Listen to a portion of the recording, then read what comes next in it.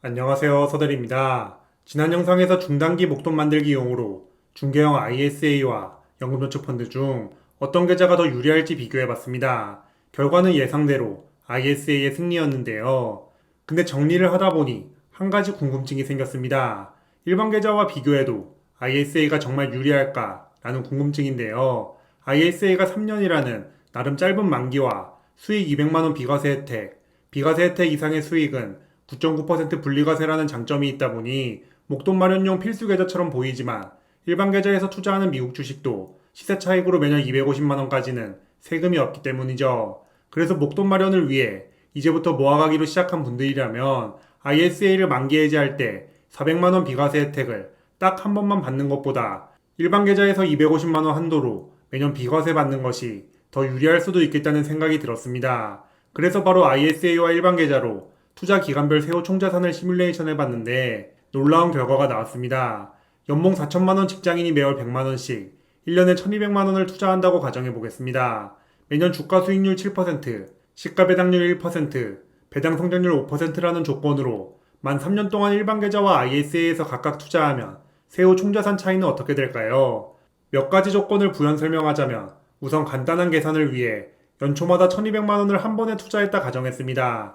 그리고 일반 계좌는 비과세 250만원 장점을 살리기 위해 매년 250만원만 수익 실현했다가 다시 매수한다고 가정했습니다.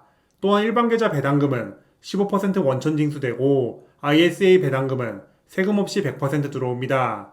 배당금은 두 개 계좌 모두 전액 재투자했습니다. 이 기준으로 만 3년 후 ISA와 일반 계좌의 세후 총자산은 얼마가 될까요? 우선 ISA 세전 총자산은 4,206만원입니다. 시세 차익과 배당금 합쳐서 수익이 606만원이라 400만원 비과세를 빼면 실제 세금은 20만원입니다. 그래서 3년 후 ISA 세후 총자산은 4,185만원이 됩니다. 반면 일반 계좌 세후 총자산은 약 4,189만원이 됩니다. 큰 차이는 아니지만 일반 계좌가 ISA보다 4만원 이득이죠. 만약 3년 전에 중도 인출했다면 그 차이는 더욱 커집니다. 1년 만에 매도하면 13만원 차이, 2년 만에 매도하면 40만원 차이입니다. 3년 만기를 넘겨 만 4년 차에 매도해도 일반 계좌가 10만원 유리하다는 결과가 나옵니다. 거의 의미 없지만 만 5년 차도 일반 계좌가 만원 유리하죠. 그리고 실제 계좌별 금액 차이는 이론보다 더 벌어질 가능성이 높습니다. 일반 계좌에서 투자하는 미국 ETF는 소수점 매수가 가능해서 배당금이나 남는 돈을 전부 재투자할 수 있지만 ISA에서 투자하는 국내 상장 ETF는 소수점 매수가 불가능하다 보니 돈이 조금씩 계속 남기 때문이죠. 서민형 ISA도 일반 계좌가 이기는 만큼 비과세 한도 200만원인 일반형 ISA도 결과는 같습니다. 대신 투자기간 6년부터는 중개형 ISA가 유리해지는데요. 그 이유는 평가 수익이 커졌기 때문입니다. 일반 계좌는 기본적으로 세율이 22%고 ISA는 9.9%로 낮다 보니 계좌가 늘어나면서 평가 수익이 커질수록 일반 계좌 세금이 더 많이 늘어나는 구조입니다. 투자 초반에는 1년 비과세 한도인 250만원보다 수익이 적어 세금이 전혀 없지만 나중에는 1년 평가 수익만 600만원이 넘기 때문에 세금이 확 불어나는 것입니다. 그래서 시세 차이 중심으로 단기간 목돈 마련을 계획한다면 일반 계좌가 ISA보다 세금 혜택 측면에서는 더 유리할 확률이 높습니다. 하지만 ISA가 무조건 불리한 것은 아닙니다. 배당금 집중 투자자에게는 ISA가 일반 계좌보다 좋은데요. 일반 계좌 배당금은 무조건 15% 배당소득세가 붙지만 ISA 배당금은 세전으로 계좌에 들어오고 나중에 만기 해지할 때 배당소득세 15%보다 낮은 9.9% 분류과세로 끝이기 때문이죠. 배당금에도 비과세 한도가 적용되니 이 부분도 ISA에 유리하게 작용합니다. 주가 수익률 1%, 시가 배당률 9%, 배당 성장률 2%라는 조건으로 두 개 계좌를 다시 비교해 보겠습니다. 요즘 정말 대세인 커버드콜 ETF에 이상적인 기대 수익률이 될 것 같은데요. 이렇게 3년 투자하면 ISA 4,300만원, 일반 계좌 4,234만원으로 ISA가 66만원 유리하다는 결과가 나옵니다. 3년 이후로도 쭉 ISA가 유리합니다. 시간이 지날수록 수익금 차이 역시 점점 커지고요. 참고로 배당금 중심 투자라면 일반형 ISA도 일반 계좌보다 유리합니다. 그래서 배당금 받는 재미를 즐기면서 목돈 모으기를 계획 중인 분들이라면 ISA를 적극 이용하시면 됩니다. 다만 투자했다고 해서 시뮬레이션대로 무조건 수익이 나지 않습니다. 상황에 따라 언제든지 마이너스가 될 수 있고 시세차익 ETF는 플러스, 커버드콜 ETF는 마이너스 이런 식으로 수익률이 갈릴 수도 있는 만큼 어떤 투자가 더 좋다고 이야기할 수 없습니다.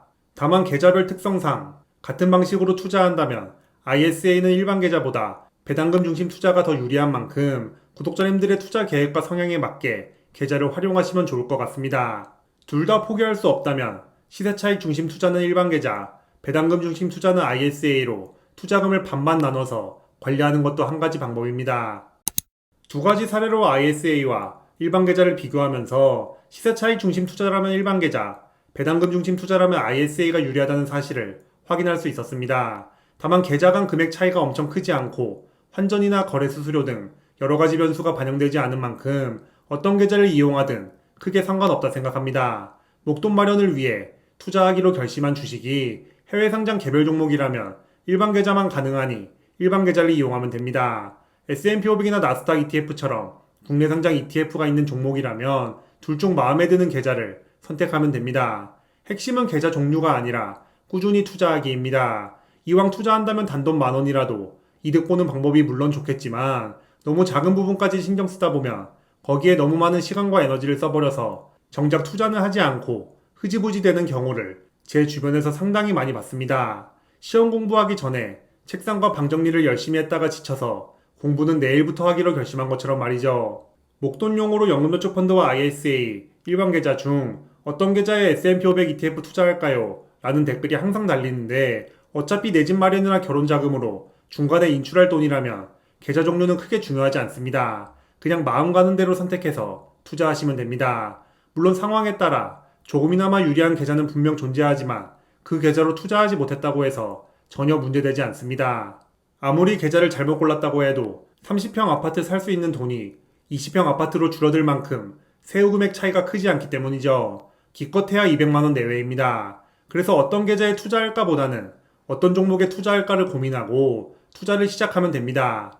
저를 포함해서 한국 사람들은 어렸을 때부터 시험을 많이 봐서 그런지 무의식적으로 여러 가지 선택지 중에서 한 가지 정답만 찾으려는 경향이 있는데 이 문제는 모든 항목이 정답입니다.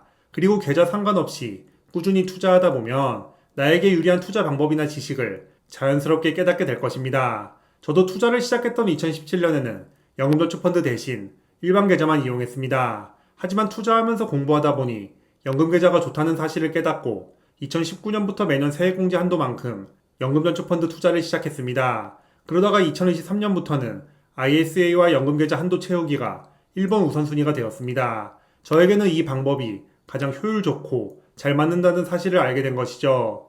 두 번째 연금저축펀드 계좌를 만들어서 세액공제 한도 이상으로 입금하고 ISA 월적립 매수 금액을 2배로 늘린 이유입니다.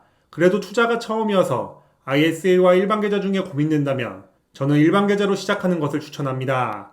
일반 계좌는 국내 주식, 해외 주식 제한 없이 모든 종목을 매수할 수 있기 때문에 여러 가지 투자 방법을 소액으로 조금씩 시도해 보면서 나에게 잘 맞는 방법을 찾아볼 수 있기 때문이죠. 저도 일반 계좌로 투자를 시작했고 다양한 투자 방법과 그때 얻은 교훈을 바탕으로 절세 계좌 플러스 국내 상장 미국 ETF 조합이 저에게 가장 잘 맞는다는 사실을 확실히 깨닫게 되었습니다. 물론 연금 계좌가 좋다는 사실은 이전부터 잘 알고 있었지만 저와 안 맞는다 생각해서 투자하지 않았습니다. 하지만 지금은 장점을 확실히 알게 된 만큼 최대한 납입하려고 노력 중이죠. 이 관점에서 단순히 남들이 좋다는 말만 듣고 무작정 연금 계좌나 ISA로 시작하면 중간에 그만두거나 방치될 가능성이 높습니다. 이 방법이 맞다는 믿음이 없기 때문이죠. 누구나 저축이 좋다는 사실은 알지만 아무 목적 없이 무조건 월급의 70%를 모으기만 하면 1년 정도는 어떻게든 버틸 수 있겠지만 이후에 현타가 와서 소비가 폭발할 수도 있습니다. 이처럼 투자를 오래 지속하기 위해서는 나만의 목적이나 믿음, 분명한 이유가 필요한데 일반 계좌 투자 경험이 많은 도움이 될 것입니다. 그리고 저는 개별 종목이나 레버리지 ETF 투자에 특별한 재능이 없다는 사실도 일반 계좌 투자하면서 알게 되었습니다. 처음에는 슬펐지만 돌이켜보니 더욱 S&P 500과 나스닥 ETF에 집중하고 장기 투자할 수 있는 원동력이 되었습니다. 반면 어떤 분들은 개별 종목 투자에 엄청난 재능이 있을 수도 있습니다. 그런 분들에게는 절세 계좌보다 일반 계좌가 훨씬 유리할 겁니다.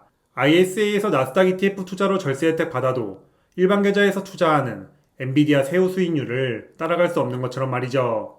ISA와 일반 계좌를 함께 시작하는 것도 방법입니다. 각각 다른 방법으로 투자했다가 나중에 수익률을 비교하거나 나에게 잘 맞는 투자 방법이라 생각되는 쪽으로 자산을 집중하는 것이죠. 이처럼 투자가 처음인 분들은 소액으로 다양하게 투자하면서 본인에게 잘 맞는 방법을 찾아야 합니다. 그럼 어떤 계좌가 좋을지에 대한 고민도 자연스럽게 해결될 것입니다. 그리고 그때부터는 나에게 잘 맞는 방법으로 목표까지 투자를 쭉 이어가면 됩니다.